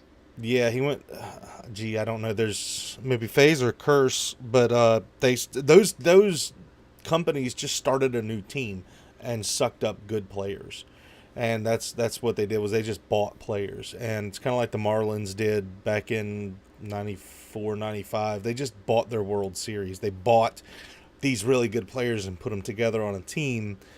And just smaller companies, smaller broadcast companies, I'm sorry. So smaller gaming companies have difficulties competing with the ability to keep players on their rosters, which is why I came out with a video way back early in Ghosts about these rosters need to be locked. This is a problem with Major League Gaming, and Strictly Business has lost 3 of their 4 competitive people, and now they have to rebuild a roster. Well, they started with nothing. They started with nothing being no team. They started with nothing, and they built a top 4 finishing team Solid twice team. in a row now. Yeah. Really solid teams, better than they won Optic. Beat Optic on a couple occasions. Didn't they win the North American? They're North American champions. Yeah. I mean, they looked really good at the qualifier, Yeah. and then they kind of went to the Optic LAN, which is not a good idea. I mean, you're going there, you're showing all these guys your strength. Sorry, go ahead. And then they went out to to the champs and ran against Optic in the 3rd round or something like that and lost to them. So it's like I agree. I mean, they might have wanted to get their name out there, but I think after qualifiers, their name was out there. They were on the spotlight. People knew who these guys were, and the great part was it was almost this. I don't want to say kind of a Rocky type thing. This team that kind of comes out of nowhere, builds up together, and it was able to go on and take out some of these top teams. But I really enjoyed that. That's the difference. They reached the top level in 1 year. Yeah. And that is amazing. I'm proud to say that we're a part of that. And you guys were the first spot I ever even heard of them was from your guys' podcast. Yeah, you should have heard the conversation that Oyster approached me with. So it was who, what, and then I got into them, and I'm so glad that we did. I still hate that Major League Gaming allows roster changes in the middle of a season. I think it's kind of the showing of the immaturity in the MLG community. I mean, after almost every tournament, you have these huge roster changes, and it hurts the viewer to be able to identify with a certain individual or team. Well, you're constantly moving. We made jokes about that. Archaic put out as soon as the tournament was over. We were making jokes about that. Look for the roster changes to start happening now. Well, I think the North American teams all did really, really well at COD Champions. Only 8 of them go, and I think 4 of them placed in the top 6, something like that. I think so. And I mean, so they did extremely well, and they still are going to have this juggling of players and everything like that. It's like, when do you realize that in order to grow a brand, you have to stay, have some kind of continuation of the previous rosters? Yeah, you need that consistency. In other words, you're really looking like an immature league, not a professional gaming, league. Well, and I don't follow this as closely as you guys do. But that being said, coming in with that mentality, why? Why does this constantly happen? What is it? Is it a drive to have the best players to try to, like you said, Whackman, buy a championship? Is that what it is, or is there a lot of ego when it comes to certain players and things like that? I don't know. But I would like to know why this happens, because, like you said, Maze Man, I agree. I think it hurts everyone involved. It hurts everyone's image. Yeah, I think it's purely ego. Player personality's not connecting. I mean, you have these people, millions of people play this game, and these are your top 1%, less than 1%. Sure. So you have a lot of egos going on, whether or not you are a warrior online because you just have better connection and you can't play on LAN. And then you have a lot of bickering kind of going on. And like I said, you have a lot of these people who are 18, 19, 20 years old, kind of younger, still trying to figure out who they are personally, trying to get all the spotlight on them. It's just they need to do something with it. They need to put something in the contract or something in the rules that the player must stay on your roster for a certain time period, not just from tournament to tournament. Yeah. I think that's where it is. And as far as strictly business goes, they did this. In 1 year, they had a top 4 finish at the largest Call of Duty tournament there is. Yep. Mm-hmm. They won the North American qualifier outright. In 1 year. From not even owning a team, not even managing players, not even being in the game, to winning.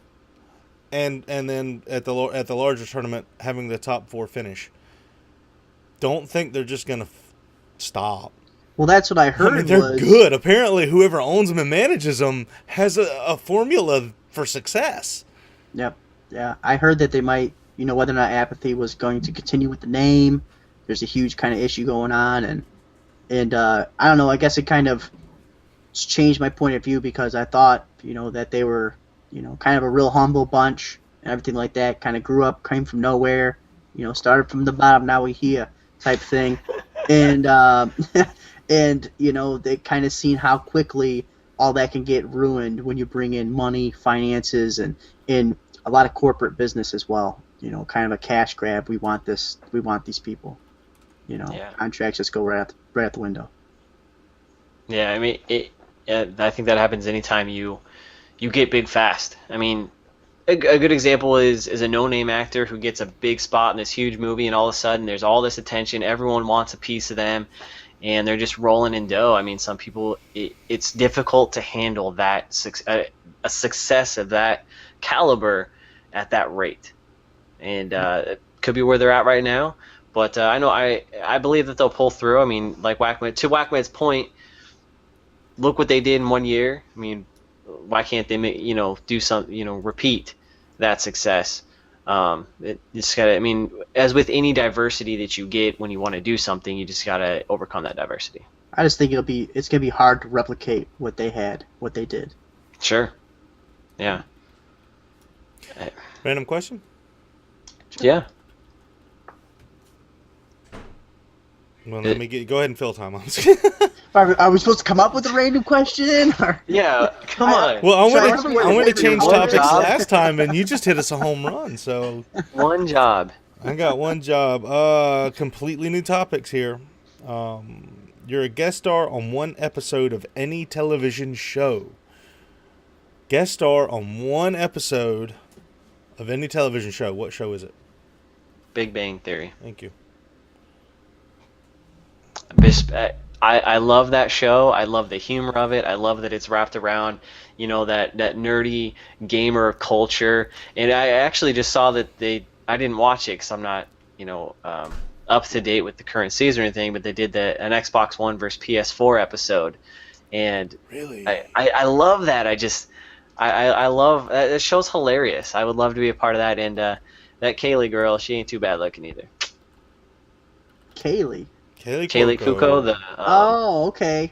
You gotta go by their screen names, man. Penny. I might have to go with the same show. I'll try to find something a little bit different. I do love that show. It is a great show. Yeah. I almost feel like, I might want to do something like a Criminal Minds, some kind of suspense type thriller, where I get to play some kind of crazy psychotic person who, is just a loon or something like that. Because I don't know how I could match up. Yeah. I wouldn't have to go too far, right? So exactly. I don't know how well I'd be able to go into the, being able to interact with Sheldon and all those guys, just because they're all really, really intellectual. Yeah. And it's like, I don't know if I could do that or not, but I think I'd have to go with some kind of suspense criminal, thing, right, to play a psycho killer or something. What's crazy about the actors of The Big Bang Theory is the majority of them are actually really intelligent. Like Jim Parsons, Sheldon, he speaks so well. Like, because I listened to the... Which one's Jim Parsons? Sheldon. Okay. I listened to Dan Patrick's show in the morning, and Jim Parsons was on there talking about his SNL appearance recently, and just the way he talks is just... He's very smart. He's very, very smart. And the guy that's the astronaut guy, his name escapes me right now, on the show. He's really smart too, and I think he has he plays the astronaut guy. I can't think of his name. He's kind of the shorter Wolowitz. Yeah. He's super smart too. And then Amy Fairfowler, Sheldon's girlfriend. Clarissa. Yeah. She actually has like a doctorate's degree or something like that. Like she recently got I think it's neurophysiology or something like that. Yeah, it's like these guys are all really intelligent, so it's crazy. No, that they get. Yeah, go ahead. I'm sorry. No, that was my point. I just think it's really cool that they are that smart off camera as well. And they stick to that with their guests as well. They've had a lot of the Star Trek crew on as guests. Dr. Sulu. George Techiai. Oh, that's his name. He went and He's got all over Twitter. George I know that. Takei. Yes. What's his name? Played Wesley Crusher. Golly, we were talking about him earlier. Anyway, they keep that going. on camera, as well as having those incredibly intelligent people. Will Wheaton. Will which Wheaton, apparently I yes, look thank like. you. Thanks to one of my subscribers. No, one of my subs, he commented on one of my videos, and he's like, "My God, you look like Will Wheaton," and I thought that was hilarious. I seen it. You retweeted it. I had to tweet that out because that was a great comment. Did you see Will Wheaton actually got YouTube famous this last week for his response to some girl that asked him if he ever got made fun of for being a nerd? And it's like a 3-minute video, and his answer just knocks it out of the park. And it went viral, so I imagine a lot of our people that are watching this probably saw that. But he did some really uplifting work there that just shows some genuineness to him being a good guy. Yeah. I'm picking Vikings. There are no ugly people in Vikings except the people they want to be ugly. I'm not going to the seer, the one who can see the future, because if you want advice from him, you have to lick his hand. So my wife and I were commenting that he has to have the cleanest hands on set, because it's like your payment to him after he goes, "Oh, your vision is this." When you're done, he puts his hand out and you straight tongue up the palm of it, and it's gross, mega gross. But I'm really enjoying that. It's the only TV show I really watch, so I'm really enjoying that. I watched the first episode of that, and when it came out with all the promotional stuff, I thought it was like an actual history of the Vikings type thing. And I watched it, and I said, "This is a show. This is a drama." Why is it on History Channel? Why is this on the History Channel? I wanted to learn something. You're right. It doesn't belong on the History Channel, and I have a huge bone to pick with all of that kind of stuff.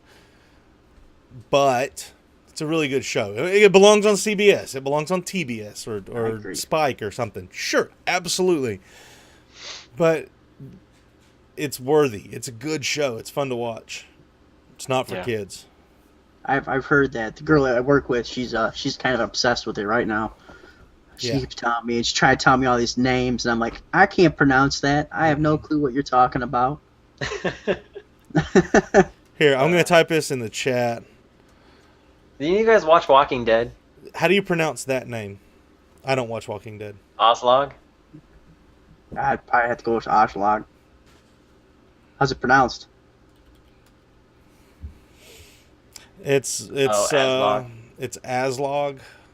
but they I don't know if they genuinely pronounce her name Aslog or what it works out. It's just it's a funny haha to point at that you would name her that. Come up with something else. She plays the chick that takes the protagonist's affections away from. I was just saying, I know there's a little bit of infidelity there. And all that. That's the chick. What that show he goes doesn't to. have that? Come on, guys. Yeah, I know, but this is all like, what is it supposed to be, the 14 or 1500s or something like that? Or is it earlier than that? No. He's a Viking. He's not a Christian. He can do whatever he wants. I heard you say that. He can do whatever he wants. He's a Viking. You know that when you get married, you don't do whatever you want, regardless of your religion. You kind of do whatever your wife tells you. Pretty much. I mean, religion doesn't matter. She's right. Got to keep her happy. That's right. And she divorces him because he goes to the other chick. So that's my... I thought that was going to be a better question than it wound up being. It's all right. That's okay. I have more. Oh, do we want to do this one since...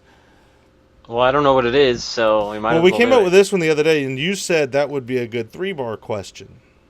All right. And it is. If I said it is. If I said it's good, then it's good. And if not, you can always just blame it on him. I can almost promise you will recant that, because the question is, what is the story of your first kiss?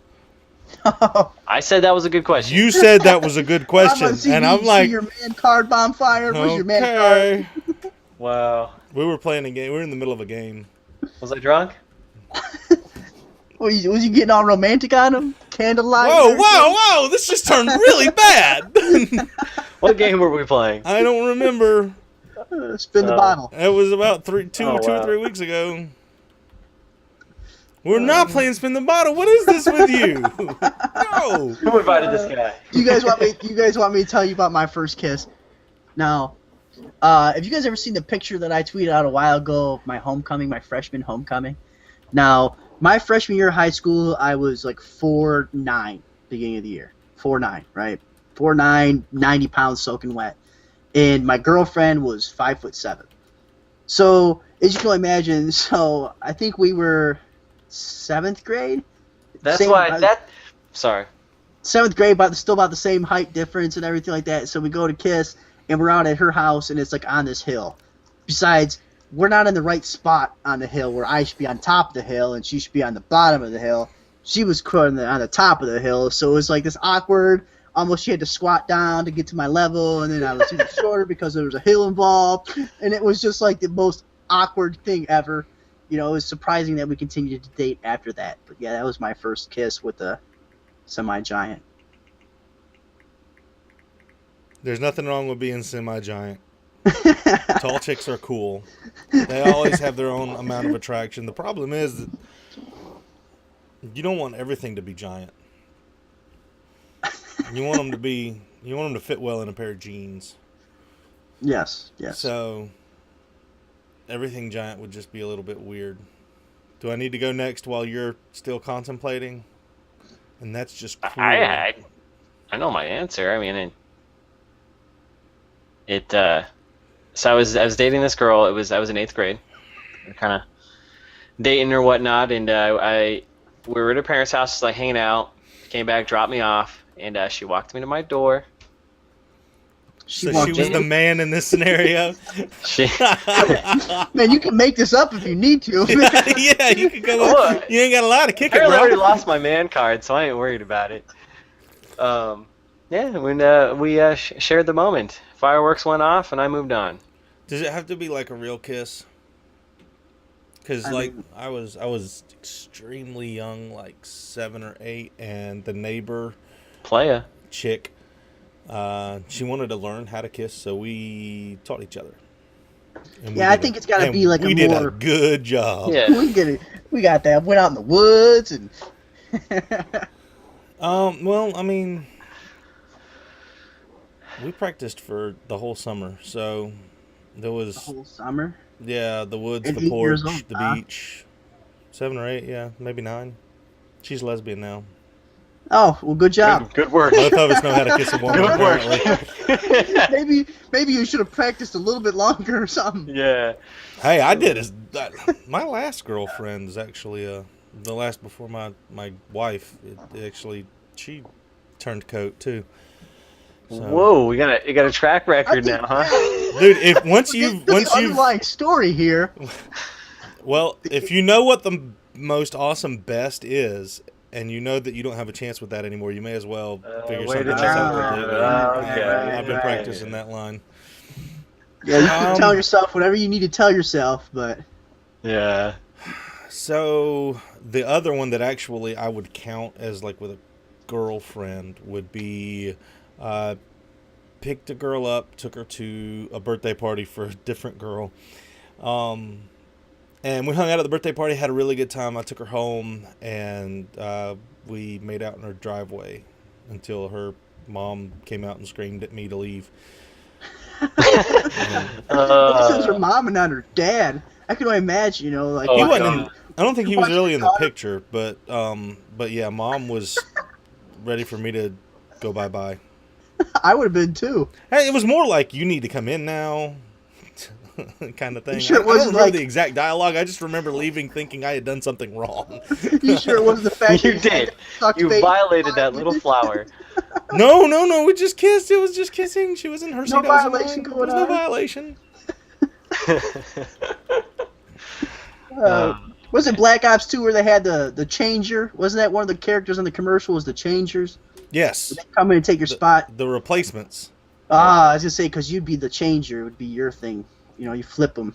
The flipper takes it from straight to lesbian. Wow. I don't know. So one of our... Whackman the spatula. He's the flipper.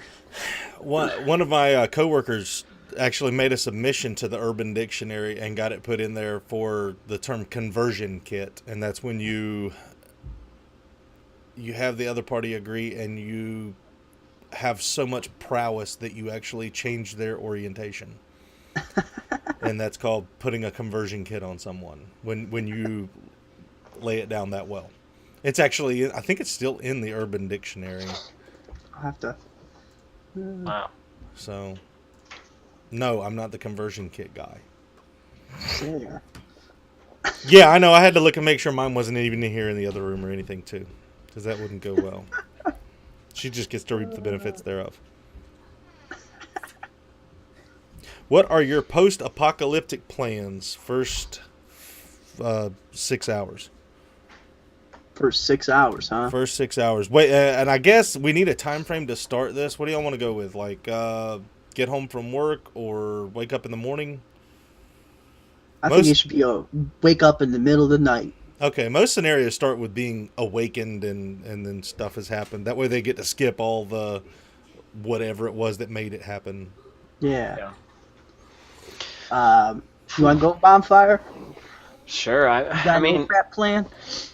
I would probably.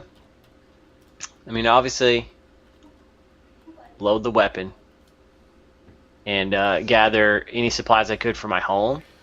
You know, as far as like flashlights and any canned food. You know, the survival basic stuff. Just gather all that stuff, or actually, better yet, have my lady get all that stuff while I head to the store to fiend off people and try to get as many supplies as I could. And I probably would die during that time, or maybe make the epic getaway. I don't know. It'd be chaos, but certainly get supplies would be step number one. And then, what kind of apocalypse is this? Is this like a zombie apocalypse? I think we could vote on that. I like zombie. I'm down with zombie. Okay. Okay. And then I would try to, I think, get high ground. Like to some sort of rooftop where I could perch out for a little bit and then plan the next move. Because I don't know, I figure rooftop's pretty safe place because usually there's only one way to get up top there. And then if you could barricade that or somehow block that, you'd be somewhat safe. And I guess this also depends on what types of zombies we got going on. Because if you have like World War Z zombies, they can like stack themselves up and get over walls. Then you got issues. But if they're like Walking Dead zombies, you'll be all right. The original Walking Dead movie, zombies. I don't think I saw that. I think they had a little bit of speed, but not much intelligence. You're talking about Night of the Living Dead? It came out like 10 years ago. Night of the Living Dead. It was like the first zombie movie where they actually had speed. I think it was a remake. I'm sorry. I think it was a remake. Probably was. And they held up at the mall. Oh. And the zombies had speed. They kept like the physical attributes of the human, but they didn't get the intelligence. Gotcha. I still think I would head to the rooftops because I still think if you blocked that way up to the rooftop, however you got up there, I think you would be all right. But you don't have a way down now. True. And you're going to get surrounded. So, I'm going to go ahead and say that your man card has completely expired because your gun was not loaded right now. You had to load the weapon. I'm not a gun advocate, so you can keep your man card. Dang it! I'm not. I mean, I do have a gun. Just for... Really, it's actually my wife's gun that she got when she was, starting doing hunting with her dad. Now whose man card's in jeopardy? Hey, you know what? No, that's the man card episode. She was the giant. She stood on the hill. She dropped me off. She has the gun. Well, I'm seeing a trend now. I made the rule after that not to date any girl that was taller than me. So being 5'6", that's not exactly a plethora of women to choose from. So, anyways, stuff hits the fan. Zombies are coming middle of the night. First thing I'm doing is hitting up the pharmacy for antibiotics, hitting up the pharmacy for other kind of medications, that kind of stuff, because that's the stuff that's really going to decide whether or not a cut on your finger, winds up killing you if you don't have any kind of antibiotics treatment. Medical kits like that. We have some stuff like that in the house, but a lot of that kind of stuff, as well as water, other kind of supplies at the store. I think your pharmacies are going to be the first place that a lot of people hit. You think that maybe they'll go for the food, but once you get that, you can trade for stuff if you got antibiotics. That's a huge thing. Yeah. Yeah. I could see that almost being like a form of currency, more valuable than other things. Yeah, I just think that'd be one of the first things to do. And then I'm gonna come back to the house and bunker in the house. I'm gonna bunkering in the house. We're gonna go here, stake my claim right here. You know, we have to try to keep. I always keep 5 gallons of gas in the generator. You know, but that's for a different reason. I don't know how long that would last, but I'm not gonna leave the house. You know, we don't live too far from the city, but we don't live in the actual city. And then we have a 2-story house, so we probably would kind of do something up there, or even something up in the attic, because we can pull up the stairs to the attic. As far as that kind of goes. And also we have like the little windows that kind of go out of your attic, the little vents, you know. That could be my little sniping perch and everything like that. So I'll have that set. And then my wife, she's a nurse practitioner, so from the health side of things, I almost have an in-house doctor. So I think that will make us valuable to the community of having the antibiotics and the actual know-how. Yeah, for the people that don't know, when you get to mid-levels like nurse practitioner, physician's assistants, they're not as smart as specialist doctors who have gone through maybe an additional 4 or 6 years, depending on the specialty, to do specific like neurosurgery, plastic surgery. But as far as general doctor to mid-level, there's not a huge gap there. All of your basic to fairly severe medical problems, ARMPs, CNA, or not CNAs, ARMPs, PAs, they're just as good, especially in this scenario. They're limited by an amount of education, but they can probably cut you open, take out your appendix, and put you back together, and you'd be okay. Yep, and we got all the books to show you how to do that. Yeah, and see, that's another thing, is they know how to find out that kind of information too. Yeah, we have all. She keeps all her books too, so she has her own little kind of medical bookshelf that has all that stuff. And so Maze Man married up in the world by getting a sugar mama. Yes, I did get a sugar mama. Congratulations. Thank you. I worked very hard for that. I think I'm getting the weapons. Between me and the woods is the biggest thing that we have, or is the big part of the county. It's not an actual city, it's a town. Probably going to go in, and most of the people around here are friendly enough that I would probably try to band with someone for the purposes of gathering supplies. And I would go make my stand in the woods. There's not going to be... I know places that zombies wouldn't walk to. And I'm thinking I'd wait for a massive starvation to play its role for the zombies. And, maybe 3 weeks later when they don't have anybody to eat, I'd make my way out and see what was left. Or at least by then they'd be, it would either be the people who are thriving in survival mode or everyone else is dead. So you've only got those that are surviving. But if they're all dead, then there's zombies now, so the zombie population just got the zombies are dying. All the zombies eat brains. If they don't have brains, they die, right? Yeah, but I mean, what is the duration that a zombie could go without eating?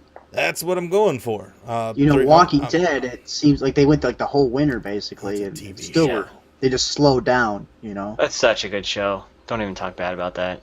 And it's a good comic. I haven't watched the current season because the end of it is not on Netflix yet, or it's not on Netflix yet. I haven't watched a single episode.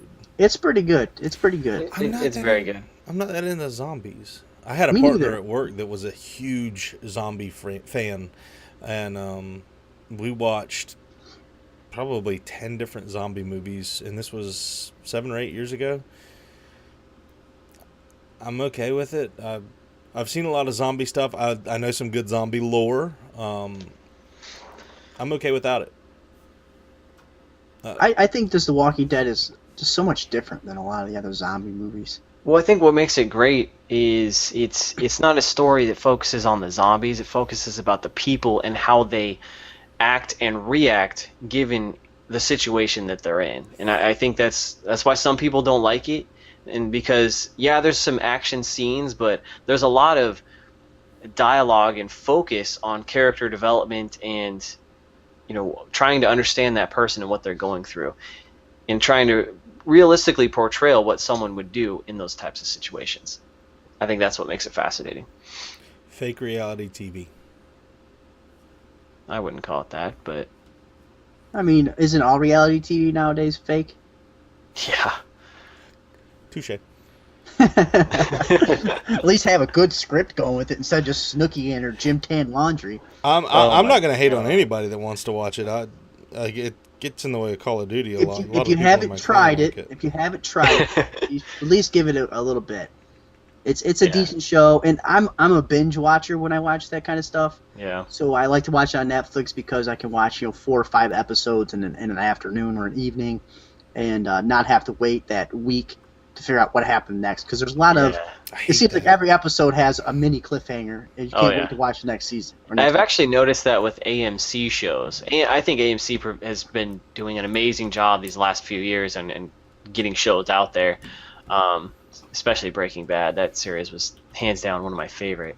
But Walking Dead, they certainly do that in. And I must say the season finale just wants you begging for more, man. I'm telling you. I love that show. No spoilers. No, I won't spoil anything.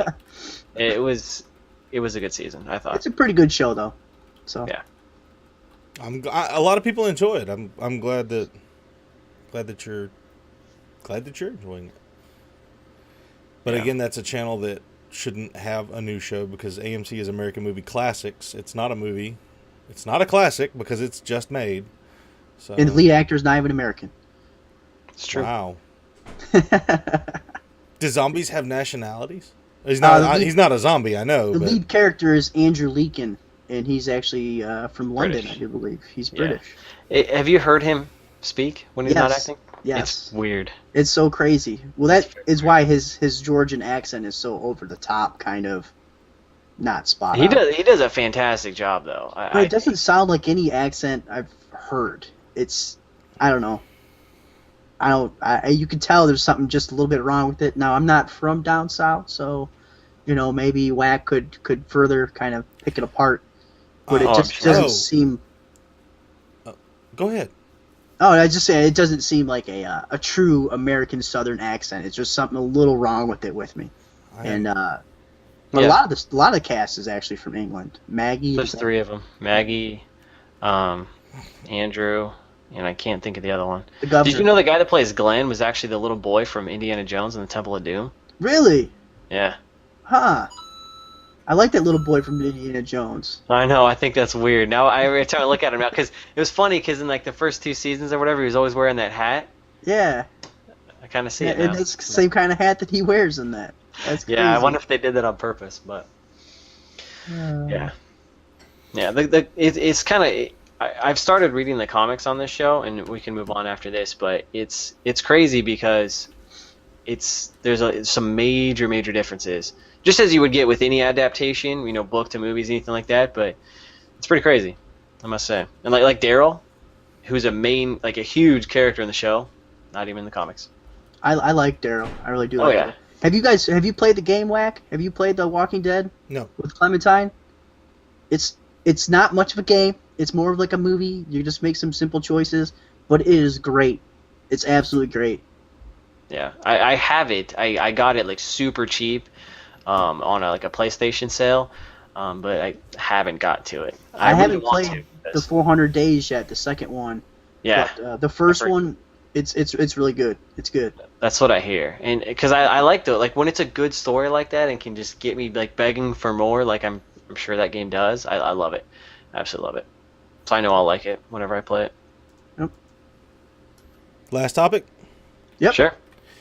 I wanted to ask this earlier, and since Maze Man is so into sports, I'm not going to ask for a whole highlight reel, but what's your favorite sports moment that you're like, hey, I did that. That's that would be the number 1 clip in my all-time sports montage. And the reason I bring this question up is because of the snowboards behind Bondfire, and I was going to ask it earlier in the winter, and I know you hadn't been able to go do as much as you wanted to, but that's what it is. What's your best clip from your real life sports montage? Wow. Do you want to answer this, Bonfire, so I can single it down? Sure. I've got 2 that. 'Cause I was a big skateboarder in my younger days. I love skateboarding. I love that. Don't call it a sport, whatever you want. But it is, and it takes a lot of lot of skill to do what those guys do. There was two moments though that have kind of tied for me. One of them was there's one of the best skate parks here in the state of Oregon is actually in Newburgh, and we would go there quite often. And I was able to do a 360 out of the half pipe and land it, on the flat ground, and was always proud of that. People thought that was really cool, and I had a lot of fun, doing that. The other moment was when so it's a 180 where your back's turned to the direction you're going, so you kind of go, if you guys can picture that, it's a backside 180. But I did that down a set of I think it was 8 stairs, because skateboarders, they just throw themselves downstairs. But I did that, and I think we got it on tape because we used to film each other, skateboarding and stuff. I'm sure it's somewhere, but I would say those are my two highlight moments because I didn't play a lot of team sports when I was younger, and like I said, that's one of my regrets in high school. I didn't play baseball because I know I would have been good at it. Now that I play softball more often, so I would say those. Man. I am a softball man. Me too. I'm a kind of a bat snob when it comes to softball too. What bat do you use? I have Easton Salvo right now, which is Salvo means barrage of missiles. Let's put it this way: first time I took the bat out, took it straight out of the wrapper. First swing was a home run. Nice. I love that bat. It was 2 years ago, and I also have an Easton Stealth, which is really nice too. But Easton, man. Yeah, I do like Easton's. So I was a big jock in high school. I played sports year round. My top sport, I guess, would be wrestling. The school where I'm from, they're always a contender for the state title in wrestling. So it's a big wrestling town. The whole town gets around it. I guess, pinnacle was we won states my sophomore year. I was on varsity as a sophomore, so that was really cool to be able to win states. States do the whole kind of parade and everything like that. But then my senior year, we do an individual and a team type thing. I was in individual states, and I was in the state semifinals against somebody. Actually, his name is John Reeder. I've actually tweeted out a picture from him. He wound up going to Iowa State and winning the NCAA national title. Oh, that's cool. But I beat him in the state semifinals, so that was kind of my thing. He went on to be a 3-time state champion, a national, collegiate champion, and he's also tries out for the Olympic team and everything like that. Sadly, I lost in the state finals to a kid I already beat, but I'd had to put. It sucks, and it was from a fan point of view. If you guys know anything about wrestling, generally the scores are pretty low. The final score was 21-16. So a lot of action kind of going on, and it was 16-15 with about 15 seconds left. So it was a real exciting match. Everyone knew was there afterwards, and but yeah, I just wasn't able to pull it off. Kind of wound up taking second. So, but yeah, beating someone who wound up to being a national champion in college and also a 3-time state champion in high school was kind of cool. Yeah, that's very cool.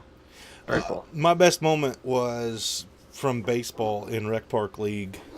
And we were going against all the good kids. You think Rec Park League, all the good kids get put on one team. The dad knows them. They're all friends. They are, the ones that do travel ball together or whatever. And they were all on one. Most of them were all on one team. And I got up. The bases were loaded, and I hit the ball well into the outfield. And I'm slow. I've always been slow. I've never had any speed whatsoever in my family. So it's going to be a double for me. I'm counting a double. And as I approach second base, the ball's coming in, and I start to go to slide, and I can tell the ball's going to go over the second base or the shortstop, second baseman or whatever. And it does. It sails past him. So I turn and book it, and I'm headed to third. And I head to third, and I slide into third, and the ball comes past the third baseman. I hear it hit the fence, and it's rolling into the outfield. I got an in-the-park grand slam. As slow as I am, I got an in-the-park grand slam off of 3 or 4 errors. As I say, on that it play. sounds like a double with 2 errors, but we'll give you the. It's a double with 3 errors, but we got 4 runs off of it, so you can take that. The point is, you ran, you touched all the bases. I touched all the bases. I scored, awesome. and I don't remember. I think we won because of that at the end of the final score. But the second was I played football, and I was always a lineman, and I was always on the scout team. Was terrible at football because I'm a lover, not a fighter, and I just never had any anger in me. I don't have enough anger to play an anger sport or an anger management sport. and I had learned to do something called a swim move. And what it is when you get down in a 3-point stance against the person that you're going against in a 3-point stance, you just come up and clean their clock with your hand like this, and you hit them in the side of the ear hole.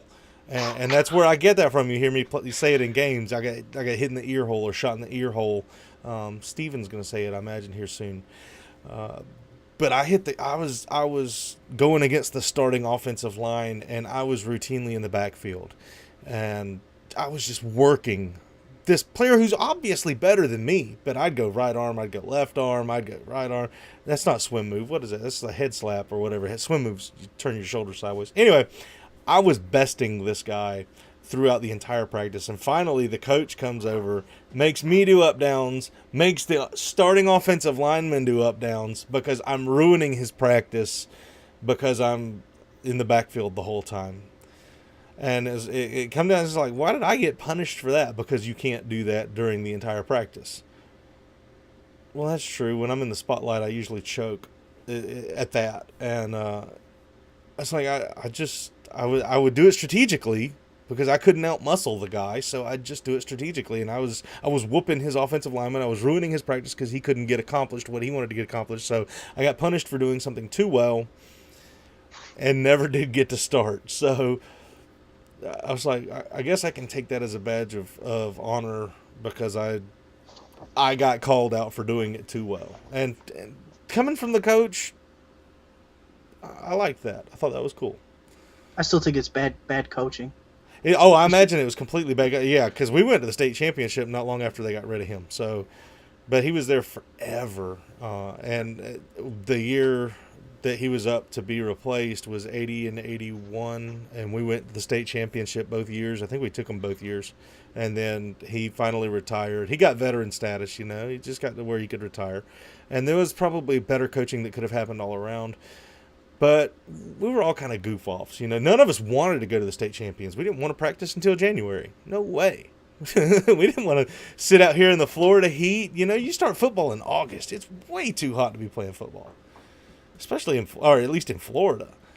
We're going to practice. Practice would be 96 degrees with 150% humidity. I was going to say this, the humidity in Florida that makes it so bad. Because it would rain at like 2 o'clock.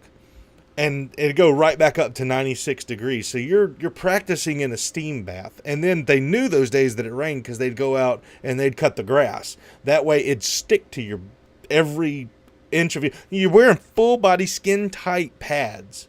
And somehow it would get inside those pads. And it'd be all inside your pants, your It's kind of like sand. Like sand just gets everywhere.